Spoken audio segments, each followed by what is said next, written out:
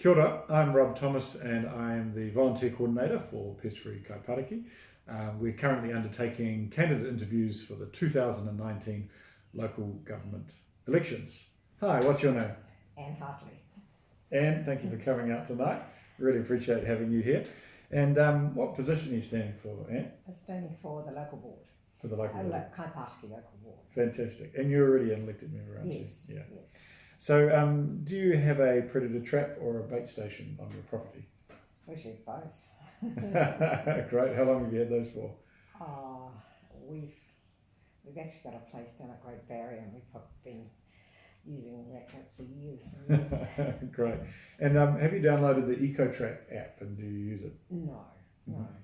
Okay, well after this I'm going to get you to download it. What do you like or dislike about the current state of the Kaipatiki's natural environment? I'm very passionate about our environment and the fact that we've got 450 hectares. We are very, very fortunate. And we just need to look after it, and the big job that Pest Free is doing, that's so important. I've been involved in this for a long time and was actually the person who negotiated purchasing this house as Mayor of Birkenhead from Muriel Fisher, and we found her a really good place where she could stay here in later years, and it worked out well. Great. And what do you think are the biggest environmental concerns in Kaipatiki at the moment? Well, I think it is looking after obviously the bush and it's the education. I mean, Kaipatiki project does a brilliant job in education. And down here too. It's so important. And I think you're getting more and more people who want to, if you like, learn what it's all about. So that's a really good place to be, but there's a lot to do. What single environmental project have you led or been involved with that's made you think maybe the biggest impact in Kaipatiki, and why? Well, I really think it's my stance over the finance and to do this project here. And that goes back to about 2013, and I was always involved in getting it up and up and up, because even now we had a little discussion a couple of days ago when somebody was saying, well, dealing with a budget. In the end, I was trying to point out that Pest Free doesn't stand still, and whereas probably when I started there was, I don't know, for instance, there might have been 3 or 4 hectares that were being looked after. Now there's a lot more, and incrementally, to actually keep the standard, to make inroads into looking after the bush, to do it all, you will need more money. And that's operational on an annual basis. Kaipatiki is fortunate to have 32% tree canopy cover. However, every day we can hear the chainsaws in the background chopping away these trees on private land. What is it that you would do to maintain or grow Kaipatiki's urban canopy cover? Well, we have to plant a lot more. We had the presentation from the organisation, who talked to us about trees and what we can do and all this. We just need to keep on doing what we're doing now, and planting and it's a lot of it's education. Great. You already alluded to Pest Free Kaipatiki, and you've talked about the support that you provided in the past and now. And obviously that's quite an ambitious goal. 2026 is to become pest free. This requires obviously a lot of coordination and resources to remove pest plants and predators and further prevent the spread of tree disease. If you were elected this term, what are the top 3 tangible actions you'd like to support for the 30 plus volunteer groups and reserves, the schools and local street coordinators to achieve that vision? Well, we really just need to keep on doing what we're doing, and being educated more and more on what works and what doesn't. And yeah, I mean, I think certainly the canopy is very important, obviously. I think Kaipatiki on the whole does a good job, and I think we've just got to keep that up. We've probably got to have a good evaluation process too. Yep. Both community volunteers and council contractors work in reserves and do ecological restoration. Yes. What are your current thoughts on how they coordinate delivery, and what, if anything, would you like to see or change in the future? It can be hit and miss. It's hard to know whether we're making progress on that or not. I mean, some of the volunteers have got some good ideas about how they might do things better, and I think a few of them certainly came to me about they were upset about the Leroy's bush, what was happening there, and I think we've got to be open to have we got the best system. And that obviously involves contractors and council. I tend to listen to people like Laurie Weasley and Keith Salmon, who really do know what they're talking about. Great. Auckland Council recently adopted the draft regional pest management plan.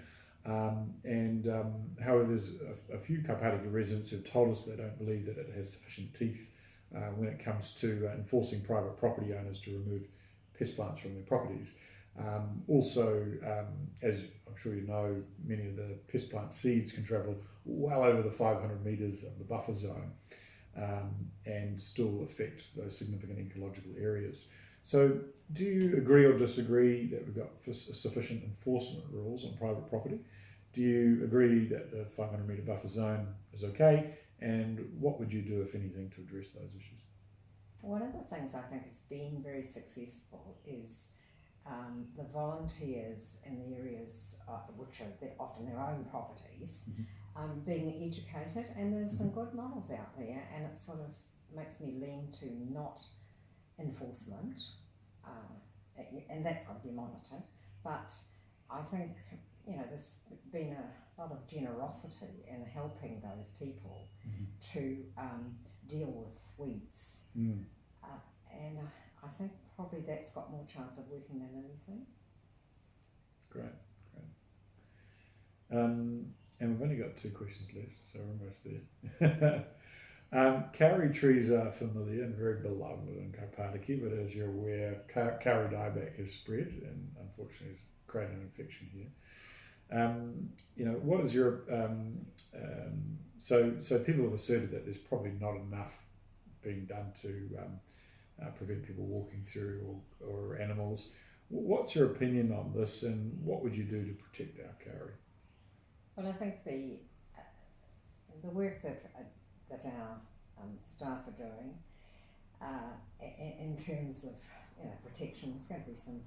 I'm sort of a bit blown away by the treetops proposal, and I think that really sends, if they can make it happen, that sends a message that look, we'll try anything, to improve things. I'm sort of on the side of being optimistic, even people who take their dogs through and so on and so forth. I think Waitaku's made a big inroad into that. Obviously they're a lot bigger than us, but I think there's signs that people are doing better than they were a few years ago at looking after the bush and everything else. And is there anything you'd want to do to help protect Kauri further? Well, I think we have to, I think the people involved are working really hard, and you can, on these things, you can only go as fast as you can bring people with you, and they are doing a lot of that. I mean, I know there's people that still go through and so on and so forth, but I think they're making a lot of headway. And final question, probably the easiest question. Are there any other environmental projects or part of your manifesto that you'd like to tell us about?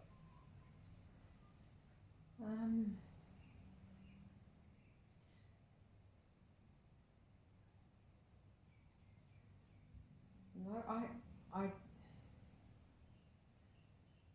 mean, I'm just totally supportive of what's going on, and they do a lot better. They have a lot. They're very generous in their sharing around what they need to do. Mm-hmm. Obviously, there's a lot of improvements that can happen.